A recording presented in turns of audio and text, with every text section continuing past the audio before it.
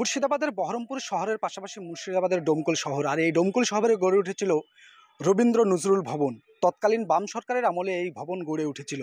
তবে এই ভবনের কাজ অসম্পূর্ণ পড়ে থাকায় এলাকার সাহিত্যিক প্রাবণ এবং সাংস্কৃতিক প্রাবণ মানুষের মধ্যে একটি ক্ষোভ জন্মিয়েছিল। এই ভবন কেন চালু হচ্ছে না, আর সেই সব বাচ্চাদের এবং কালচারাল প্রোগ্রাম করার জন্য দূর দূরান্তে যেতে হচ্ছিল। আর সেই অভিযোগ, অভিমান এবং ক্ষোভকে মান্যতা দিয়ে বিদায়ী সাংসদ আবু তাহের খান তিনার অর্থ তহবিলে পুনরায় কাজ শুরু হয়েছে। কলবাসী হিসেবে সকলের রবীন্দ্র নজরুল ভবন যে আমাদের পড়ে রয়েছে, ভবনটা একদম কাজ না হওয়ার মুহূর্তে, মানে হয়েছে স্ট্রাকচারটা, কিন্তু ভেতরের কী অবস্থা এখনও কেউ জানে না।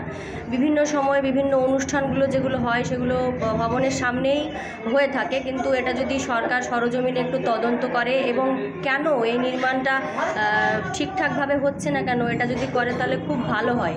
একটা জায়গার কালচারাল পরিবেশ তখনই তৈরি হয় যখন তার পরিমণ্ডলটা ঠিক হয়। ডোমকলে সেটা আমরা আশা করেছিলাম যখন গত সরকারের আমলে রবীন্দ্র নজরুল ভবনটা তৈরি হচ্ছিল, কিন্তু তারপর তো বন্ধই। শুনছি টাকা আসছে, কোথায় যাচ্ছে জানি না। যদি কাজটা হয় তাহলে আমাদের সাহিত্য জগতের ভালো হবে, কালচারাল জগতের ভালো হবে। ডোমকলের পাশাপাশি আমাদের ডোমকলের মানুষও অনেক সাংস্কৃতিক মনা মানুষ, তারা অনেকটা এগিয়ে আছে।